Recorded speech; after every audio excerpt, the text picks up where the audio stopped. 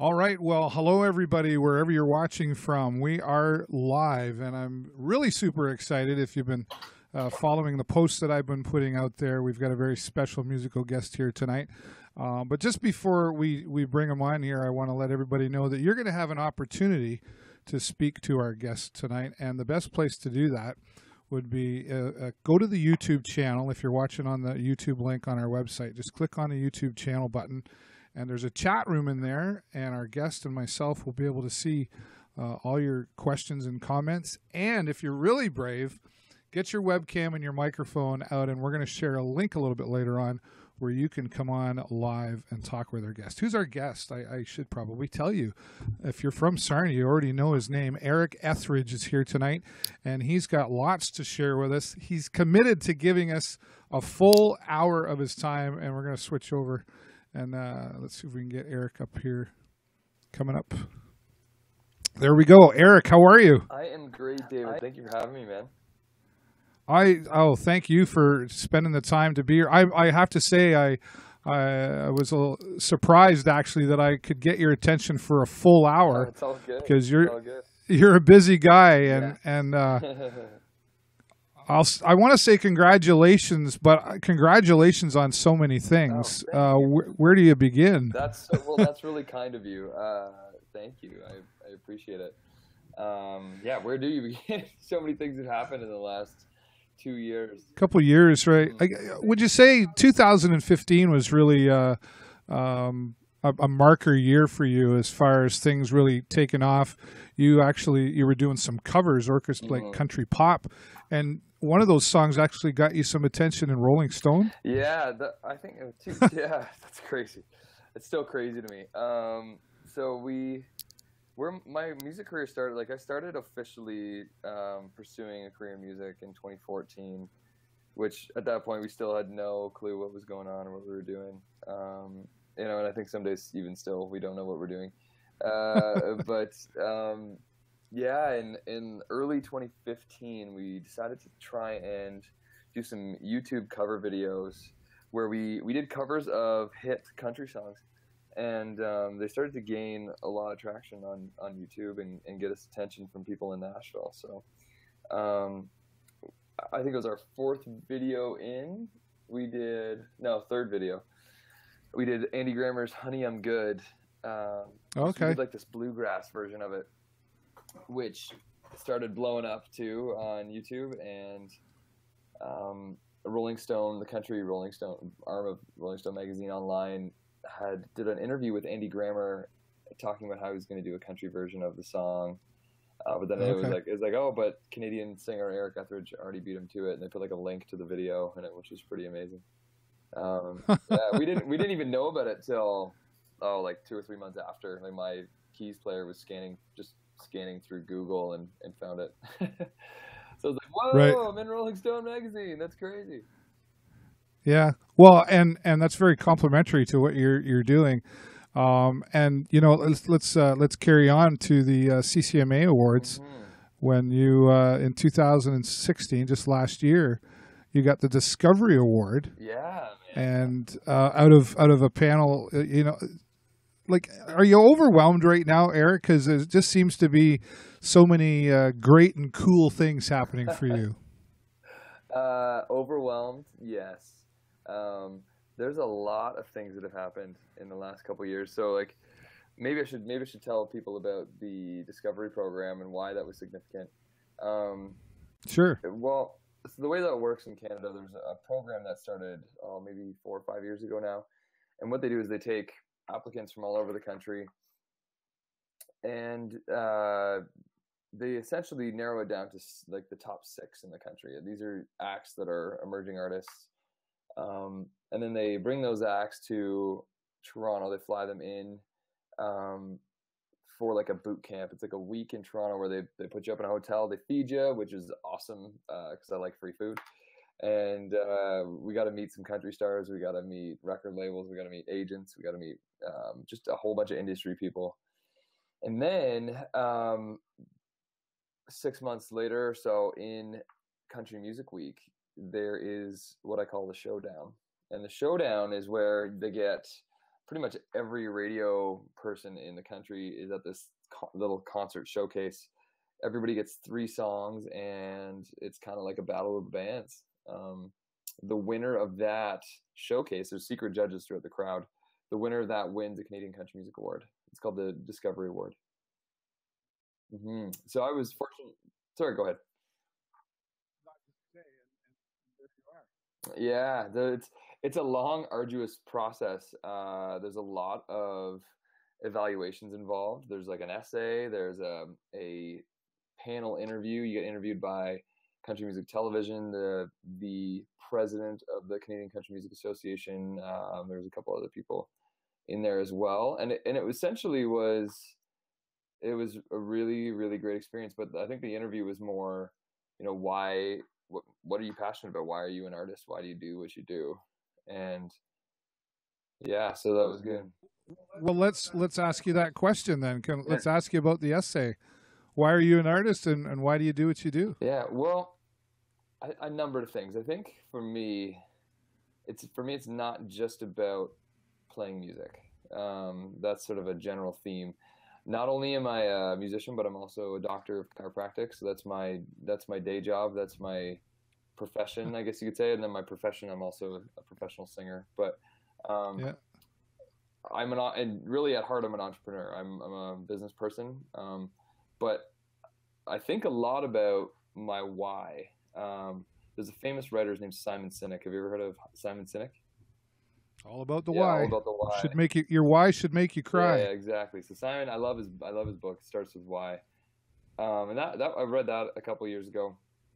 But that really, I think I was sort of already on that path, but that really sort of just hammered home, oh, okay, this is what I've been trying to do. So I guess overall I'm looking for a way to spread widespread positive change through music. And if music is my launch pad to influence widespread positive change, that would be awesome, because it's something I'm passionate about, something that I genuinely love to do. I love performing, I love singing, and I love writing music. And if I can affect people positively with that, that would be awesome. I think at the end of my life, I wouldn't regret all the hard work and all the trials and tribulations up until that point. Well, it's interesting that you brought up a book, because one of the things I was going to talk to you about was and it's a common question that I ask people I consider to be successful. So there's the hard work. We know there's the hard work, and we know there's the talent has to be there, obviously.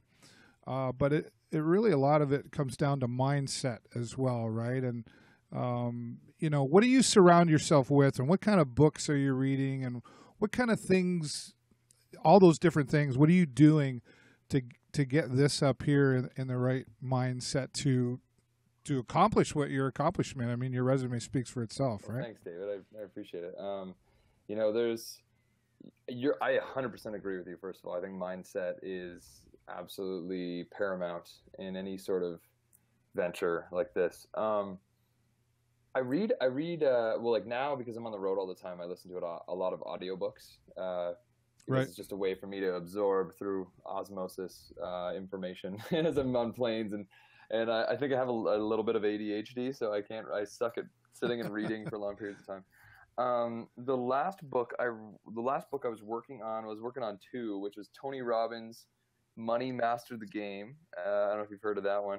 That's Tony Robbins. He's got a new book out now, but that was just like his take on financial stuff. And then the other one was Brendan Burchard. Have you heard of Brendan Burchard?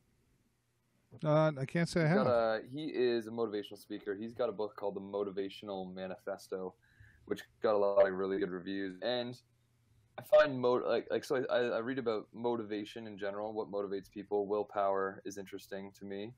And then I also, another book that was actually, it's funny you said, who and what do you surround yourself with? There's an awesome book by Seth Godin called Lynchpin. Have you heard of that book before? No, but I've heard of Seth Godin. So he wrote, is it The Dip, or did he write, let me just find out here for you. he's famous for a few books, but he's a great writer on entrepreneurialism. I have it here. I want to know the answer to this because it's yeah, I do too. I'm writing this down. Yeah. You're edumacating me. Yeah, so he wrote, so Linchpin was the big one, and then there's the Dip as well. I have that book somewhere over here, and then I think it might be downstairs. And then he's written several, but what else has he got? There's another big one out there. And you've probably done the Stephen Covey, 7 Habits, and the John C. Maxwell and that sort of stuff. Yeah, the 7 Habits of Highly Successful People. It's very interesting. Yeah. There's, what's interesting? Tribes. I haven't read that one yet, but that was an interesting book. So what I find interesting about like that whole genre, like some people will call them self-help books, but I call them like they're just like my entrepreneurial books. Like I'm trying to learn from the, I think one thing I learned several years ago is if you want to be good at something, learn from the people who are doing it better than you. Yeah. I couldn't agree with you more. You and I are a lot alike here. I can tell you, we're reading the same books, and I've often said if I surround myself with people that are smarter than me, I'll look really good. Yeah, so Linchpin's an interesting book in particular because essentially, like what the subtitle of it is Linchpin, are you indispensable, or how to become indispensable. So it talks about the workforce and like being, say, even in the corporate structure or being just in general in life, how do you become an indispensable part of an organization? So I found that really interesting, and I was introduced to that book through my drummer. His name's Mark. Mark is he's one of my linchpins in my group, and okay. I'm very lucky to have him because he's fantastic. But he and I, again, we're in that same train of thought, reads the same kind of books. So what a linchpin is somebody that, if you didn't have them in your organization, you'd be in a lot of trouble, right? So that, like, every organization has them. The linchpins get paid the most, if they're not already a partner in the organization. So I thought that concept was very interesting, and there's a lot of really cool concepts in there, which we don't have to get into particularly. But I thought to myself, how could I be a linchpin as an artist? How could I be indispensable to the audience, right? So I think a lot about that. That's where I spend a lot of my time. It's funny now that I say Mark's one of my linchpins because since he's been on board, the linchpins have multiplied. Well, and that's kind of what you hope for, right? Totally, yeah. So then he's even brought up, this is his idea, really. Like I give credit where credit's due, but he's like, we should be in the business of training linchpins, like teaching people. So we're an independent. I'm an independent musician, but I have a crew and like a team of like 10, 11. I was just on the phone with another guy that I want to add. All people that are motivated, are willing to work hard and learn, but want to be a part of a team atmosphere that we can all do something great together. So I have guys on my team, like honestly, probably a better team than a lot of like major label acts. Like I'm very lucky. Like my manager, my agents, my producers, and then the people that are actually part of my crew are all there to just be the best at what they can do. So we're at a really exciting time in the business. It's all just starting. Like we just started to release our new show, but we're going at this thing full force, and we want to be better than everybody else in the country. That's really what it's about. Well, there's nothing wrong with saying that. I mean, that's a goal, that's an achievable, and you have to set those, right? And you're getting airplay, your liquor calling the shots is really climbing. I know. You and I have done some work together, with Sarnia Sings and just Centennial Park recently, and I know just even since then, it's really like almost exponentially taken off, right? Yeah. Even since Sarnia Sings, I think it just was it just hit the charts, and then now, like last week, it just hit top 30, which is crazy. It's absolutely crazy. I'm very grateful for that. Yeah. Like, to even be on the charts is as an independent artist is rare. I actually have a friend out in Vancouver, Mm-hmm. and he reached out to me, and I hadn't heard from him in probably 6 months. Yeah. And you're gonna love this. And he says, "Hey, do you know this Eric Ethridge? He's like from Sarnia or something." And I'm like, "Yeah, I've heard of him. Why?" And he's like, "Oh, we love this song down here." That's I'm like, from Vancouver. "Yeah." So that's awesome. and he heard it on. I think he said he heard it first on Spotify. Oh yeah. A friend of a friend of a friend. A major Spotify playlist. Yeah, and that really, like, I think we got 400,000 streams in Spotify in over 3 months. Yeah. People all over Canada were hearing the song immediately. So there has definitely been some things that have occurred that, like, beyond my wildest dreams. I didn't expect to get that kind of traction right out of the gate. So yeah, but you asked for it though, right? Mm-hmm. And you being the book reader you are, you know what I mean when I say that. Like you reached out to the universe and said, "This is what we want to do." So obviously wanting that and hoping for that and working hard at that. Are you really surprised? I mean, be honest. Like, you're a really talented guy. You bring a lot of different things to the stage. Well, that's very kind of you to say, David. I think I am surprised because of where I came from, and I'm still in shock and awe about a lot of this. I think the major thing that I've been blessed with is work ethic. I think that's probably because like I even said this after I won the CCMA award. Up until that point, I'd never even won a talent competition, which is very ironic. Like, I never even singing I never won a singing contest. I'd been in a bunch and lost them all, and I was never the best at any particular sport. I worked my butt off, but never was the best at it. And so it's always been like an uphill battle, and then to actually get to a point where it's like, hey, you're the best at, at least in this thing or whatever, that's new to me. That's never really been. Yeah. So I was still kind of shocked about that. But I'm a huge believer in, like, what you said about putting things out to the universe. I think there is something to that. Tony Robbins talks a lot about that. And it's, what is it? It's The Secret, right? It's The Secret. There's a scientific idea behind it, though. It's the, not your prefrontal cortex, but it's the, there is an organ in the brain. I should know this. Yeah, I know. I've heard Tony say it. I obviously I don't have that part there either. So I know essentially what it is your attention changes as what you pay attention to. What you pay attention to is what kind of manifests in your life, which I believe in. I think that's very smart. Like, it's the whole idea that when you buy a Honda Civic, you all of a sudden you notice Honda Civics on the road. Everywhere. Wow, everybody's got a Honda Civic. How did that happen? So I think when you put things out to the universe, I don't think, in that sense, I don't think the universe is just going to hand it to you. Well, no, I think there's that misconception of even some people that I know that have watched the movie The Secret. They go, so all I got to do is wish for it. Well, no, but the physical that we do and put into it works together with putting it out there to the universe genie. Yeah, totally. I think you will naturally, if you all you think about is a certain goal, you'll pay more attention to things that could advance you towards that goal on a daily basis. Maybe it's meeting a person, or maybe I could, work it this way so that it ends up being this, and then you run into this person and you make this connection, and then all of a sudden, you have a song on the radio, and it's pretty crazy that way.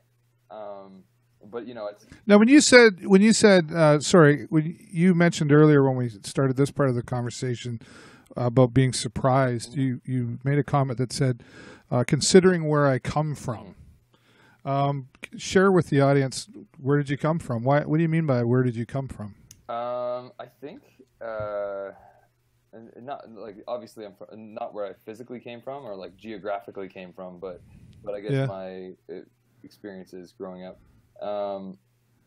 I was always sort of like an underdog. I wasn't the most talented person growing up. I wasn't the biggest, the strongest, fastest kid in school. Yeah. Okay. even in high school and in university, I had to work for, you know, I did well in school, but I had to study my butt off to get there. You know, right. and then there was the kids that wouldn't study, show up, and still beat me. There was, you know what I mean? Like, there's, Don't you hate those guys? And then even with sports, like I loved basketball, loved it. That was growing up. I did that, you know, while all the other kids in the schoolyard were playing soccer 3 times a day. I was by myself shooting free throws and foul shots for years. And then I remember, I'll never forget this. And like, it's kind of funny now, but I was in grade 8 at the time, and like I would practice constantly doing foul shots. Like I would get to a point where I was averaging like 20 out of 25, like from the foul line. Like it's pretty good. Oh 80%. Wow. And then we went because I wanted to win the Sarnia Knights of Columbus foul shooting championship. This was like my thing. I wanted to be the best at this, right? So I walk into the gym, and I was like grade 8, maybe grade 7, and then a buddy of mine, a phenomenal athlete. His name's Nick Pucci. He got drafted to the Milwaukee Brewers baseball. Yeah, so I remember like I met him before I played basketball against him. He's just a multi-sport, you know, prodigy athlete. He's good at everything. One of those guys walks in and like probably didn't practice for this. Shot the light, just crushed me and shot the lights out. And I'm sitting here like, you know, but that was sort of, to me, it was the narrative growing up. It was always like never quite good enough, or like, you know, doing this and just keep hammering it. But I always kind of told myself that, you know, the one thing I can control is my work ethic, how hard I work. So it went.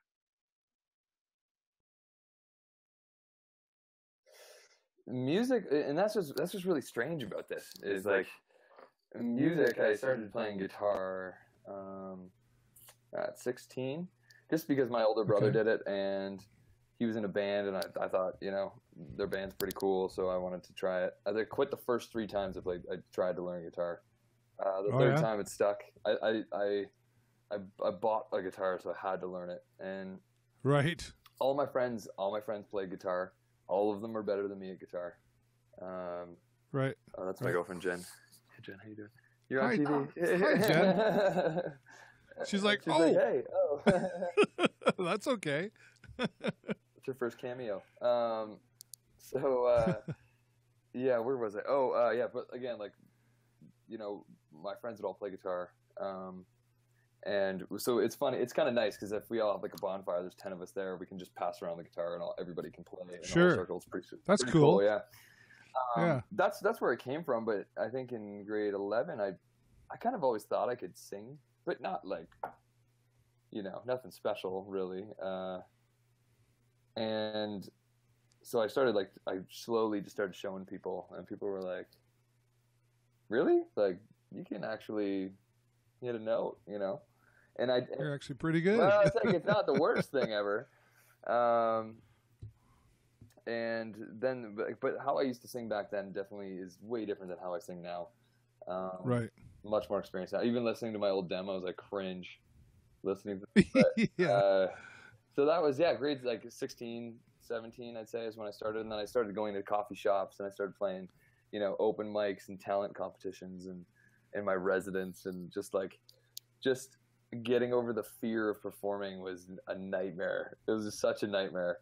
But for some reason, it was always something that I felt I needed to do because I loved it. I loved doing it, even though it was extremely terrifying. I've had some really, really bad performances. I've had some bad ones. Oh yeah. But I've had some really great ones too. You know. Yeah. Well, the bad ones kind of make us better anyway, right? Because it's more. I mean, I think the bad ones sometimes are more of a life lesson. Yeah. Oh, absolutely. And how you react to that bad experience, right? It's 100%.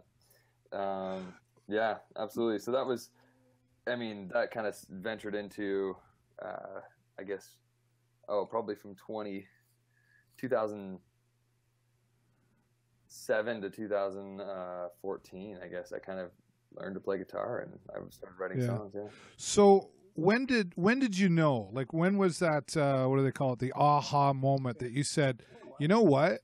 I'm going to go for this thing, and I'm going to do it. Like, when did that happen? I think that happened a lot later than for me than people around me.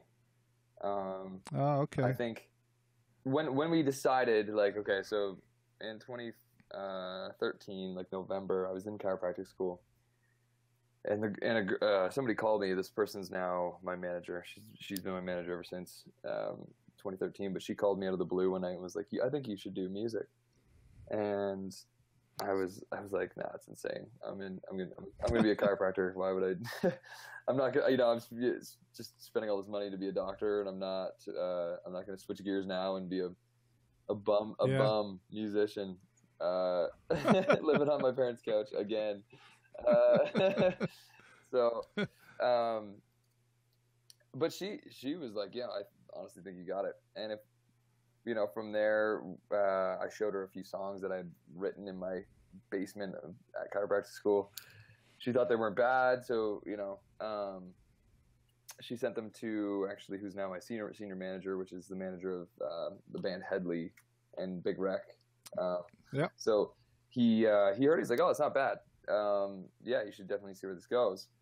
We played our first show at Rock the Park 2014 in London, Ontario, and that was I remember that. yeah, and that was like it was the first time I'd ever played shows with a full band playing my own songs, which was really cool, really nerve wracking. But people were responding to them. Like we had, we started out, we had 4 sets that day. By the first set, there was like maybe 30 people there, no idea who we were. By the 4th set, there was 300 or 400 people in this little front of this little stage. Yeah. And they were engaged. Kind of checking out what's going on. Who is this guy? It was the response was unbelievable. Later that year in September, we had the chance to open up for Brett Kissel, and Brett had just had a couple singles on radio at that point in time, and he was kind of getting all over the country and doing kind of exploding. Signed to Warner Canada. We opened for him, and it was the same sort of thing. We were on this big stage for the first time, and Brett's a country star, and I'm like, oh my god, playing with Brett Kissel. This is crazy. Why am I here, right?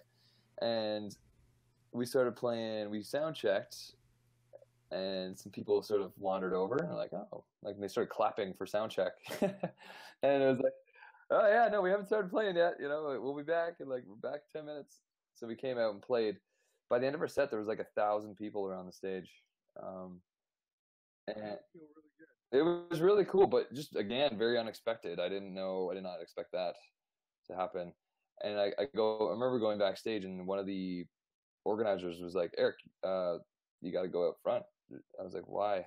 She's like, there's a whole bunch of people out there that want to meet you. And I was like, okay. Walked out there, and there's this long line of people, like 200 people wanting to get their picture with me. And I think that was one of those moments anyways, where it's like, maybe, this is crazy. Why do people want to, meet me? And then it was funny though, because after that we hit this wall. We hit like this plateau. Nothing happened after that. Yeah. And that is when my fiddle player, who's also a linchpin, Matt Piche, he thought it would be a good idea to do some orchestra pop covers of country songs. And that was when we started creating and doing things to just think outside the box and generate a following. And it started to work, I guess. It's actually the reason. The 4th video is the reason that I got brought down to Nashville for the first time. Yeah, you have to kind of, it's interesting. I think people will say, how'd you do it, right? I mean, you can sit here now and you can tell the story, but in the beginning stages, I'm not sure that we know what we want to accomplish, but we're not sure, right? Yeah.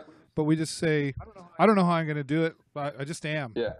Well, that's crazy. Yeah. Well, it may be crazy to you, but I think you've obviously, and I appreciate you sharing all of this, because I think it's, and that was kind of the whole purpose of this interview is to show.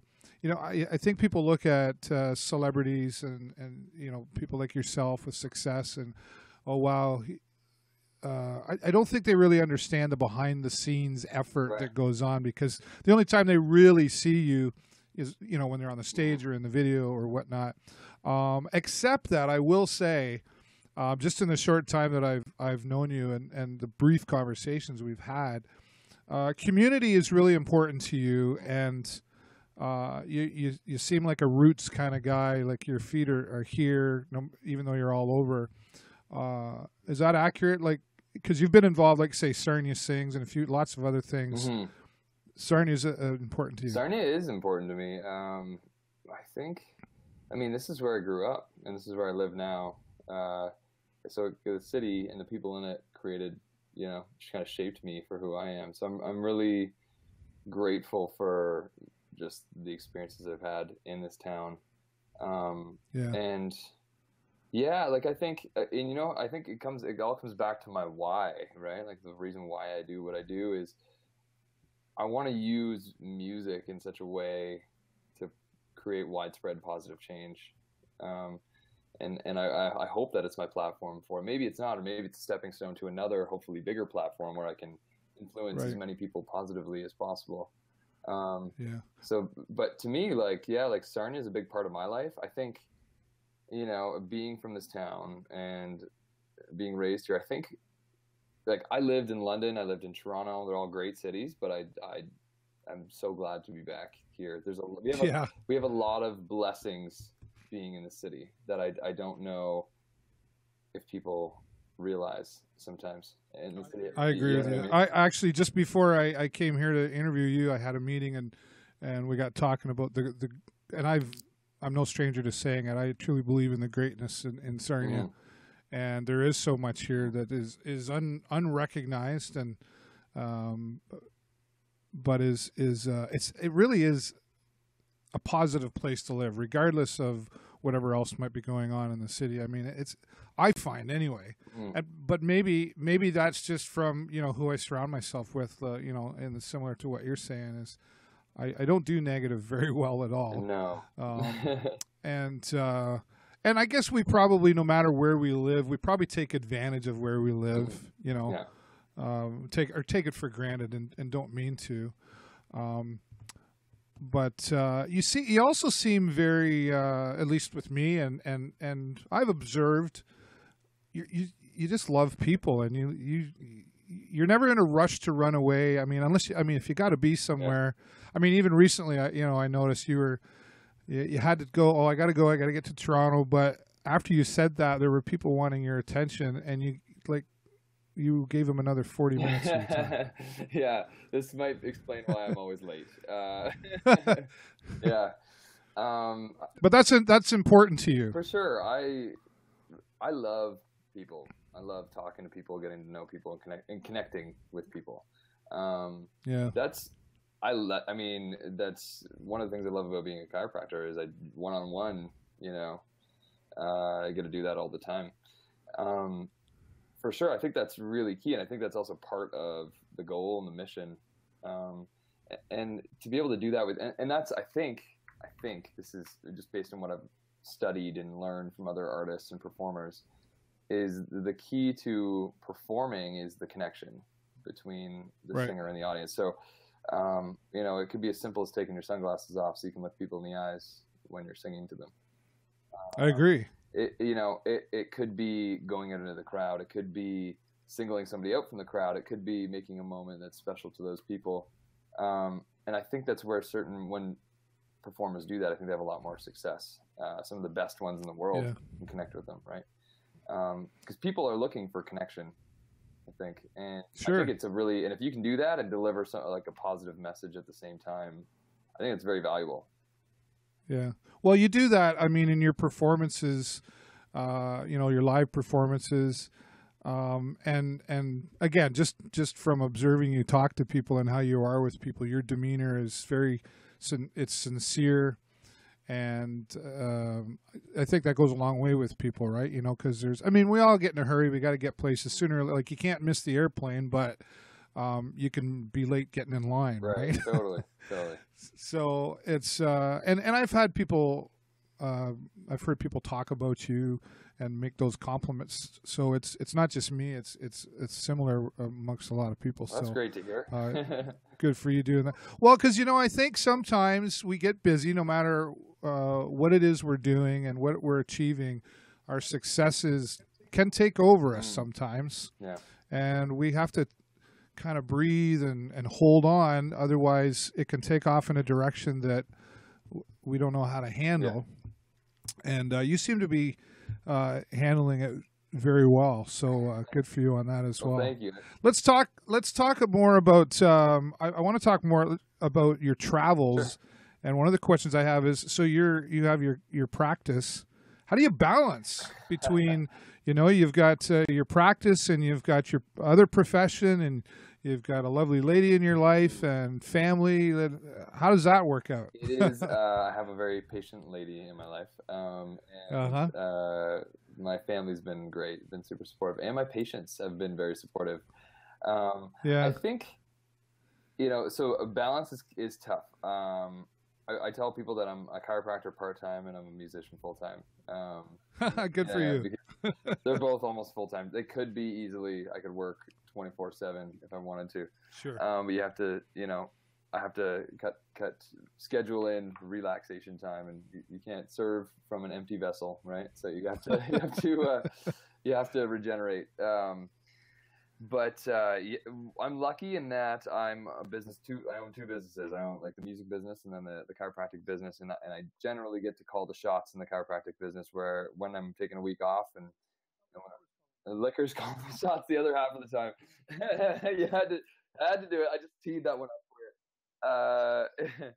So that I'm lucky that way. That I, if I was working as an employee of someone, I wouldn't have the flexibility that I have. I just went to Nashville last week for the whole week, and I just took it off and didn't have to consult anybody. My patients are. I think my practice style too, as a chiropractor. My whole goal as a chiropractor is to get you fixing your own back. So this is it's counterintuitive from a business perspective, but yeah, if you don't come back, how am I going to make money? Where I am looking at what I'm looking at doing in that perspective is just, I want to be somebody's chiropractor in the sense that I'm their GP is their GP or their family physician. And in the sense that you just come see me if you have any issues, you just let me know. If you feel good, pain-free, I'm not going to con you into some sort of thing to come back for the rest of your life. I don't believe in that. So I'm my thing is I think everyone should be in charge of their own health. I think I can help you steer, but you got to drive the bus.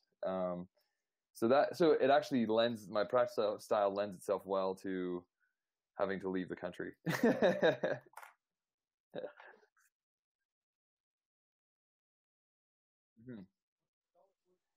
What were you doing down there? What's going on next? Oh man, so many. I had such a great time when I was down there.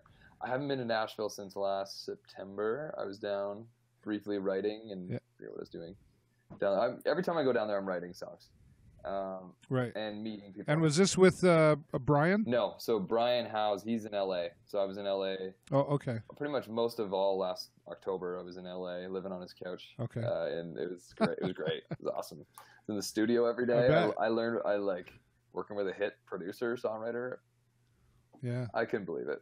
I was sitting there I can't believe I'm living in his house. It was crazy. Yeah. So he's been the best. He's he's one of those guys who believes in me and it's unbelievable that he believes in me. That Are you good at I know you and I've sort of had this conversation before a while back. I don't know if you remember, but in writing a song, you've got an idea in your head that you want to put out there, and this is good, and wow, this is really good. And then does he maybe come along and say, "Yeah, I don't know." Yeah. Am I good? Do you handle that well? It's interesting because criticism is interesting to taking criticism. Many people are not good at taking criticism. Most I would say. It's funny, we've run into that with the band because we're a team, right? And there's some people that are very good at handling it, and then there's some people that are not, and they are aware of it. But taking criticism, positive feedback, right? We try to instead of calling it negative criticism or just feedback in general, we use the word feedback. So it has a little bit more positive connotation to it. But me as the lead singer, I'm taking criticism all day, just all day. Yeah. it's a constant. What is what it goes with the job, goes with right? the job, and I understand that. So it like, you know, people will watch me perform or they'll hear my songs, and it's, well, I you know, hate it or I love it or whatever, and as long as my focus is like, okay, how do we make it the best? You know, that's fine. I can take that. I think I've definitely become more receptive to feedback. Yeah. But the thing is, with guys like Brian Howes, who's a, you know, multi-hit songwriter, I respect his opinion more than my own opinion. You know what I mean? Like, if he's like, yeah, no, yeah. If he's Well, like, that's not a hit, I'm like, okay, yeah. Like I, you know, I'm there to learn from him. You know what I mean? Like, he has hits, I don't. So I'm in that sense. Like, if I was try it his way for 90 days, and if it doesn't work, then maybe we can talk about your way. I'll be much more inclined to listen to him. If it was somebody who, you know, who's never, you know, is not in the music industry, doesn't like country music or music in general, and you know, knows nothing on the subject and tells me they don't like it, I'm just going to be like, okay, well, that's fine. You know, that's great. Right. But, well, I guess I'm not selling you a record today. You don't have to listen to it, you know, but, yeah. You know, like, even just like my girlfriend, for example, listening to her feedback is super important to me, because she's the demographic that I'm writing songs for. She's, you know, she's the listener. She's the person who would buy this. So, you know, if she likes it, that's huge. That's huge. Can she be like a spy for you in the audience sometimes? Like they don't know who she is. Yeah, does she overhear these conversations? She does, I think. She does. So no, she's been great that way. What does she do? Sorry, what's her name again? Jen. Jen. Okay, what does she do? She's a dental hygienist. Oh, do you know what? I have a Jennifer, and she does that too. Oh, no way! All right. Well, actually, sorry, mine's an assistant. Right. Yeah. Gotcha. Well, you know, it's interesting. You don't seem tired. Lots of coffee, man. Lots of coffee. I don't. What do you mean I don't seem tired? Just today or in general? No, you just like you know, for all that you do, you just don't seem tired. And I was kind of leading into the next thing is, you know, you're obviously in shape, and you're obviously working out or doing things to keep yourself healthy. How do you fit that in? Like that's you just do, right? Yeah. Well, so what came along with my degree and both my degrees, I guess, is health and fitness is a huge part of what we do as chiropractors. And I have a degree in exercise physiology and nutrition, so I understand how the body works in that regard. So the thing is too, you if you understand the premise of those things, you don't actually need to spend a whole lot of time focusing on it. You can still be healthy. You can still be in shape. Right. You can be in shape technically, and fit and lean without spending an enormous amount of time at the gym. It's working smart, not hard, really, is what it comes down to. Yep. So like today, Jen and I did a workout. I think it was 22 minutes. And then I used to work out 2 hours a day. I used to do that when I was playing football. It was 3 to 4 hours a day. And now we're down to, we keep scaling it back. But it's like, but when we're going that 22 minutes, I'm exhausted after. But, you know, I keep reading on that, and it's same with diet too. It's as long as we eat clean, we're pretty good.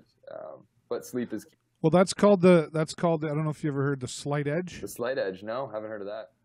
So Jeff Olson, he comes from the network marketing world, but very, very successful. And he wrote a book called The Slight Edge. Oh, yeah. And basically what that is, I mean, most people know that exercise is a good idea. Right. Yeah. So why don't most people do it? It's a struggle. Because it's volunteer, right? And we want those results. I think, you know, whether it be losing weight or having a successful song or whatever we want to do.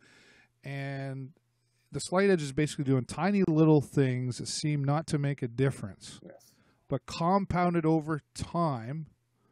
Like if you've never smoked a cigarette in your life, you could probably smoke for a couple of months and it won't affect you. But smoke a pack a day for 30 years, you're probably like going to have an effect on you, right? So it's that tiny little thing. So simple errors in judgment are small disciplines, right? and that's what you're describing right there. I totally believe in that. That's, I mean, I think just subconsciously. Master the mundane. Yeah, yeah, and I think that you know, you hear it on the financial end. Am I clipping here? Am I putting too much gain on stuff? No, you're fine. Looks like, okay, it's not good. too loud. You know, in the financial world, you hear the idea of like, well, if you buy a coffee every day, that's $30 a month, and if you invest that over time with compound interest, you're gonna have $1 million or whatever it is. A penny a day doubled. Yeah, right, that sort of thing. But that's just a habit. I get. Why do you get coffee in the morning? I get coffee because I like to. Why don't you make it? I like coffee. I don't have an answer. So there's, you know, it's the same thing. It's like, you know, the idea that people say, oh, I don't have time to do this. I have a lot of patients who'll say, I'm like, oh, did you do your exercises? You know, oh, I didn't have time. And I was like, okay, you're on vacation. How did you not have time?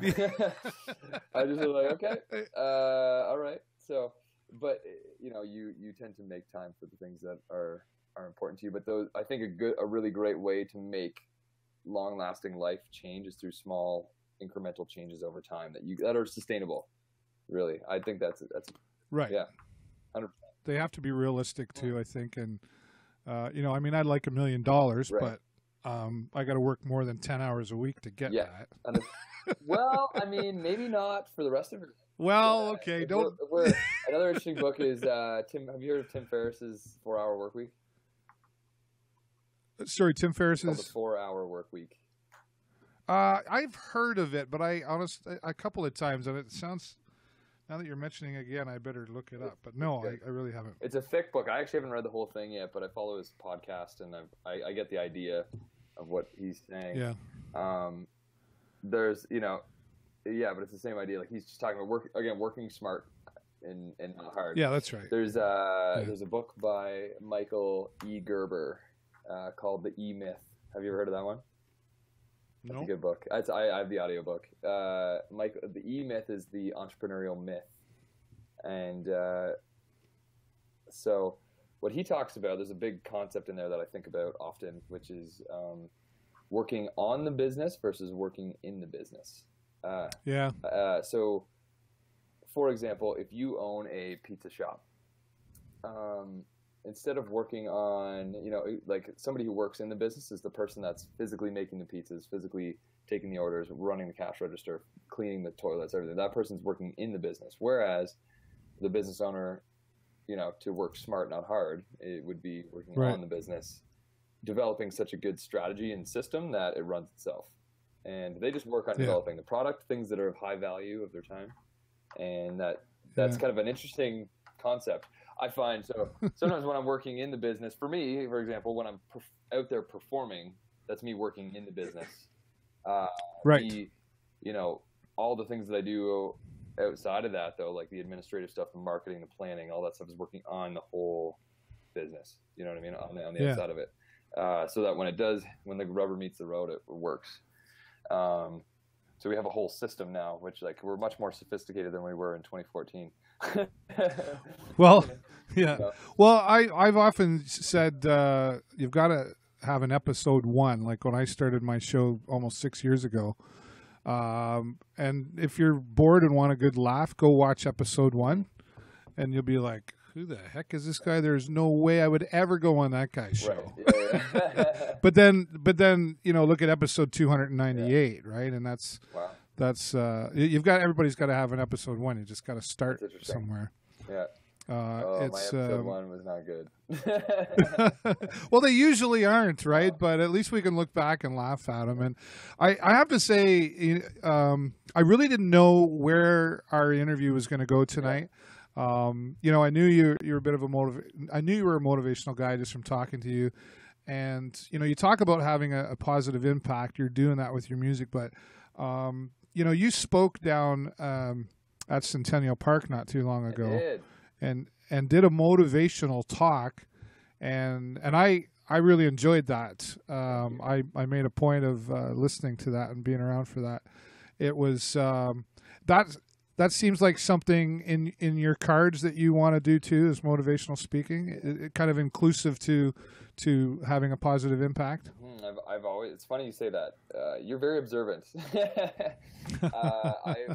I think I would like to be a speaker or an advocate at some point. So when I think even in my mission, I guess you could say, as an artist, is I don't want to just stop with music. I'd like to have an overarching message that I'm trying to get out to the world, and I think that sort of is still kind of being molded as to how I want to present this to the world. But yeah, like I like the idea of being a speaker. It scares the heck out of me. Yeah, I do it from time to time, and I enjoy it. And I have to say, as much as I'm not afraid of a stage, I'm afraid every time I walk out and I start, because you don't always you have to be able to adapt. It's kind of like breaking a string on a guitar. You still got to keep going and finish the song. But do you see that? Like, are you working on that, or is that just sort of down the road, and you'll take the opportunity to speak when you can, and then later, like, how are you going to work that? Like, how are you going to fit that in? That's a great question too. Yeah. So that Centennial Park speech, because they asked me to talk about. It was interesting because they're like, we're opening the pavilion, and they're like, just talk about your journey with music, and I was like, it's going to be a random crowd. Maybe they don't, they probably don't know anything about me or have ever heard of me before, which is fine. So I didn't want to make it about me, because it's not about me. I hear you. So I was like, okay, well, how do I make this park opening talk not about me, and more so about the park? So I decided to, because some people were there because they wanted to hear about me, I guess, but then other people were just like, who's this guy up here? So I wanted to talk about how don't sell yourself short. They were there because you were there, man. There was definitely some people there, yeah, for sure. But I wanted to be like, okay, well, how, if instead of this just being a hey, here's the story of my life, it was more like, how can I, at least hopefully keep people interested and come away with a message to take pride in our community. Because we're very lucky. We're very lucky to be from where we're from. So that was, I hope I had some impact on there, but that was Well, you did. You shared that because you did talk about, where you're from and how this community has given to you, like pre Eric Ethridge, the entertainer, this community supported you as a young man growing up. Like we say, the takes a community to raise a child, right? And you expressed that, and I heard some conversations of people, the chatter in the crowd kind of thing of, wow, that's great, that was interesting. I mean, I think some people were expecting you to break out in song, maybe perhaps they didn't know, but my agent wouldn't let me. I wanted to, but my agent was not having it. So. I'm sure. Yeah. But there's a reason for that, and I think much like this conversation that we're having, and holy crap, we're almost at an hour. Crazy. And I think you and I have a lot in common in our conversation that we'll probably have more of these conversations. Absolutely, I'm hoping. Man, absolutely. But sure. You really did send out a good message there, and I think I don't know how much my opinion matters, but you're on the right track, man. And proof is in the pudding. And I mean, look, you're coming. Let's talk Borderfest, and we got to play your song at some point. Oh, yeah. But Borderfest, July 28th. That's exciting. I mean, look at some of the lineups that's coming there. I am excited. And play it in your hometown. I'm thinking these other guys. No offense to their talent, but you might be stealing the show there, man. We're gonna do our best to try. Frankie Ballard, Chase Bryant, man, those guys are. I'm a fan of those guys, so that'll be interesting to watch. I'm pumped that I even get to share the stage with them. And I just remember being at Bayfest, when I was like 13, maybe 12. Yeah. And just, I remember. How old are you now? I'm 28 now. Oh, wow. Yeah. So I remember seeing Our Lady Peace, and they're still one of my favorite bands. That was like one of the first years. Yeah. And I remember it was just huge. I remember being up and like watching Rain Maida sing out to the crowd, and I'm like, that's just so crazy that he does that. I remember thinking that. I remember thinking, like, that's what he does for a living. and now that's what I do for a living. It's really, Yeah. but even then, I never, like, that was never on my radar. I never thought that would be a thing. It's interesting to hear Eric Ethridge talk Our Lady Peace. Yeah.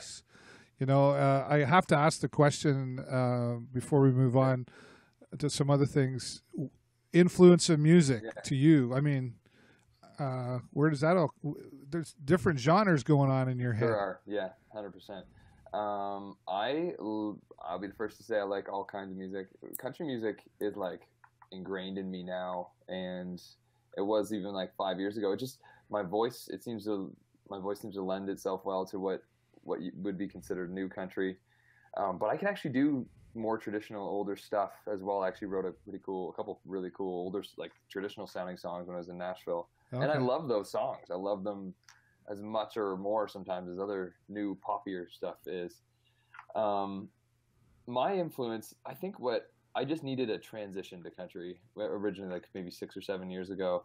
But again, this is all without actually being a country musician. I wasn't, I mean, I had liked it, I guess. The plan was not to be a country singer. No, it wasn't. It was to be a singer for sure. But whenever I wrote music, whenever I wrote lyrics, they came out as country themed, and my song structure, was just very naturally country. It was strange. It was just very organic. It fits. It was kind of back asswards though. Like, I would write these things, and then I got more into country music. I was like, this is what I do. And then started writing more and more songs, and it worked out. Really strange. It's strange to think about. So yeah, I lost where I was going with that, but I don't know. Well, just the influence of music. You talk Our Lady Peace and how you ended up. Yeah. You've got a lot of different genres going on in your head, though. For sure. I think what influences your music when you're a child? I think it's really just what your parents listen to and what your older siblings listen to, right? I don't think it's predetermined. I don't think you really have a choice what you're going to listen to. Yeah. I remember hearing. Unless you're rebelling. Yeah, exactly. I remember hearing like artists like Brantley Gilbert. For the first time, like country music's countrywide. I remember hearing the guitars in that, and I was like, "That's really cool." Eric Church. When I first heard Eric Church, I was like, "This guy's a badass." Oh my god! And like, coming from a rock music background, that was my segue. I was like, "Oh, this got me listening." And then now, as I learn more, like when I went to Nashville, I got involved in the culture there. Visiting the Ryman Theater and the Grand Ole Opry. And learning the history behind it all, I'm like way more in love with it now than ever. It's the lyricism in country music is just, that's my favorite part. I love listening to new songs. I'm like, how did they come up with that? That's crazy. Well, the words definitely. I mean, we could make fun of country music. Dog left me, lost my truck, lost my wife, play the record backwards, all that sort of stuff. Get it all back, but it. I think really it's just a compliment to country music, which is, I mean, the music's important, but the lyrics really stand out the most in country music compared to even today's rock and roll and pop. Like, I'm 48 years old, so I'm still the Merle Haggard when it comes to country, right? Well, it's interesting, like, that you mentioned rock and pop, because rock music seems like there would definitely be meaningful lyrics in there, just not in the cleverness that country music did. It was sometimes they would say, like, I listen to bands like Tool, for example, like how it's hard rock bands, Nickelback. Really? Yeah. I listen to all that stuff. Wow. I listen to rap. I listen to hip hop. Listen to Eminem. I did, oh wow. Like I'm a huge John Mayer fan. I'm a big John Mayer fan. I love John Mayer. Oh wow! And then I can play a whole bunch of John Mayer songs. I know this whole. Your agent's calling saying, "Don't tell people you listen to Tool." I used to, not so much anymore. But I mean, I know the Continuum record off by heart. I can do. Wow. Dave Matthews is an interesting. I became a Dave Matthews fan when I was in grade 9. I wasn't a fan until I saw him live. And he's one of the few musicians without radio play that's been able to sell out arenas across the world for 20 years in a row. Yeah, there's not much bad about Dave Matthews. Yeah, he's you know. So in my head, it's like I want to do what he does, but with country music. You know what I mean? Right. And well, you're on your way, and we'll talk some more. I mean, Borderfest is coming up July the 28th. People can still get tickets for that and come out and see all the great talent there. But I got Sarnia is definitely going to be showing up for you. And BlueWaterBorderFest.com is where people can go online to get all the information for that. I'm hoping to be down there to see it as well. But we're going to come back here in a minute.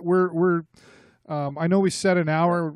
Leave whenever you want, but there's no corporate guy tapping me on the back saying we got to stop. So no worries, no worries. But let's take a break right at the moment, ladies and gentlemen. Turn up those speakers or those earbuds or wherever you got. We're going to take you right now. If you haven't seen it yet, Liquor's Calling the Shot. It's climbing up the charts. Huge. It was just released earlier last week.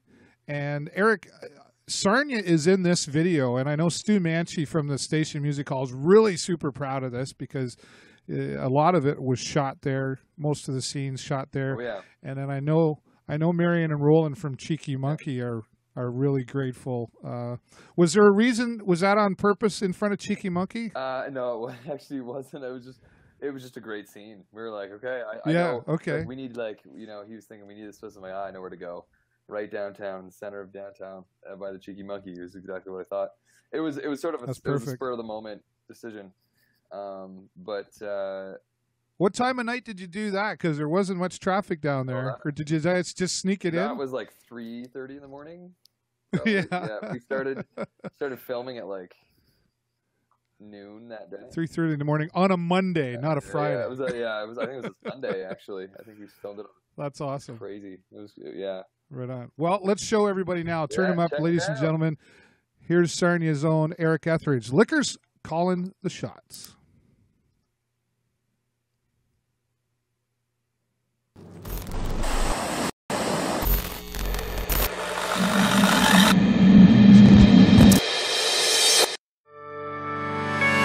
All the miles and memories, chasing hope and chasing dreams. I see you there in the sweet summer air. Never thought we'd ever fall. We had it good, we had it all, but some things don't last, so I drink to the past. Now I'm drowning in the bottom of a bottle under neon lights. Tonight, the liquor's calling the shots out of my mind. I line 'em up, but the pain don't stop, and I know no drink's gonna set me straight when you and I are on the rocks. But tonight, the liquor's calling the shots, shots, shots. Hey, the liquor's calling the shots.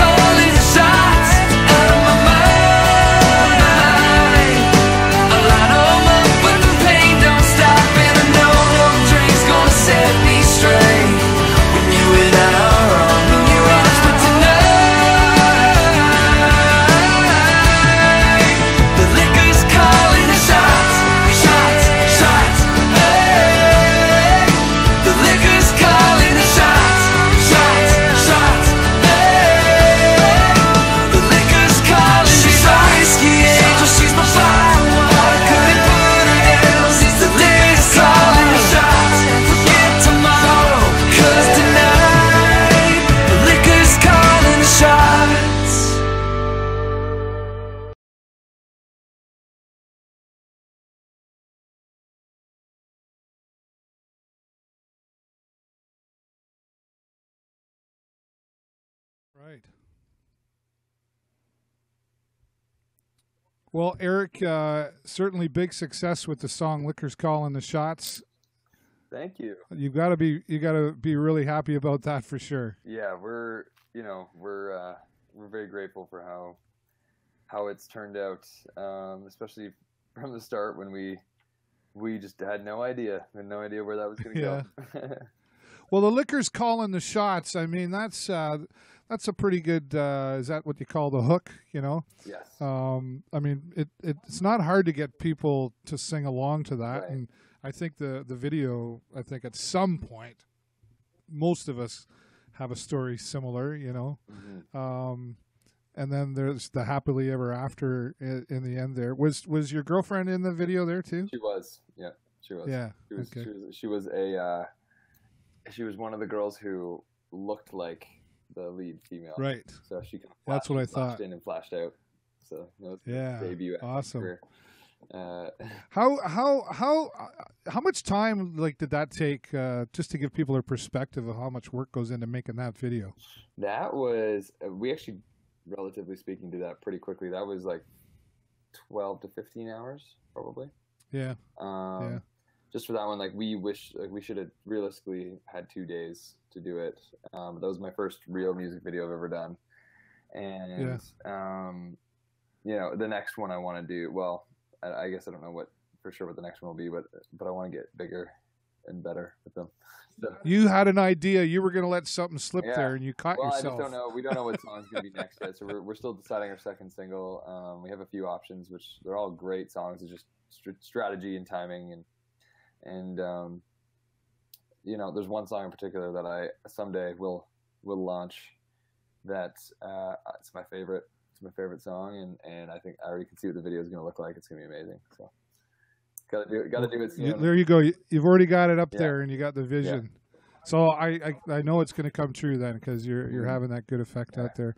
Eric, I thank you so much. I'll let you go. I know I'm sure you've got time to spend with Jen there and other things you can do, and we're grateful here. I'm certainly grateful that you gave me your time here tonight, and I enjoyed the direction that this interview went, because we could have just talked about music, and we had to for sure, but.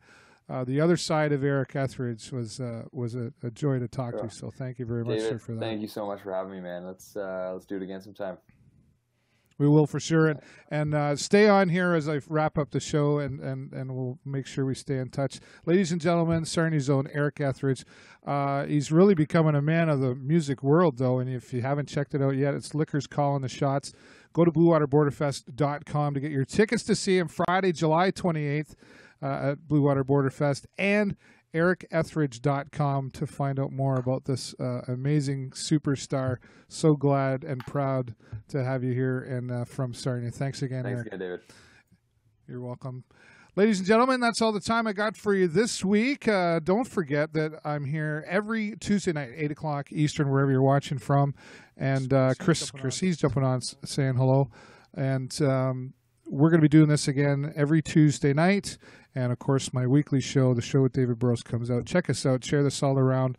And spread the wonderful world of Eric Ethridge here in Sarnia. Thank you all again for watching. Take care of each other. Bye for now.